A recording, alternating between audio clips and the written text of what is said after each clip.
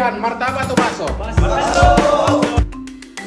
Seorang polisi berpangkat Bribtu, Ismail Syarifuddin, mentraktir sebanyak 23 tahanan di Polres Minahasa Utara, Sulawesi Utara. Aksi Ismail mentraktir puluhan tahanan saat malam minggu itu diunggah di akun TikToknya @pakpol39 dan viral. Dalam unggahannya, polisi tersebut mengumumkan di lorong ruang tahanan bahwa semua tahanan akan ditraktir makan bakso. Kita kasih dua pilihan, martabak atau bakso, tanya Bribtu Ismail. Pertanyaan itu pun langsung disambut teriakan kompak dari para tahanan. Bakso, teriak mereka. Oke, makan bakso ini malam. Yang penting jangan aneh-aneh ya, pinta Ismail. Sebelumnya, Bribtu Ismail mengecek jumlah tahanan terlebih dahulu.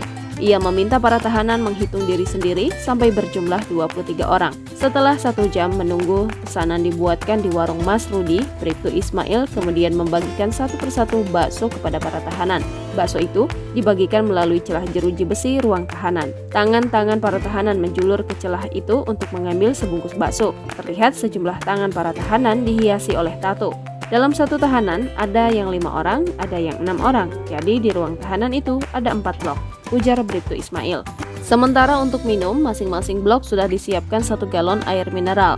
Bungkusan bakso tersebut kemudian dituangkan ke dalam wadah makanan milik mereka masing-masing. Mereka pun makan bersama di tiap blok tersebut. Menyantap bakso saat itu terasa pas karena cuaca di sana saat itu sedang mendung. Namun Bribtu Ismail bercerita bahwa kebersamaan makan bersama di ruang tahanan tak sebanding bila bersama keluarga tercinta. Bribtu Ismail mengatakan dirinya selalu mentraktir para tahanan makan bila sedang piket.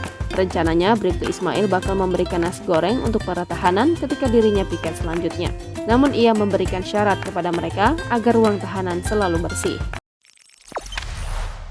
Jangan lupa subscribe, share, komen, dan like ya!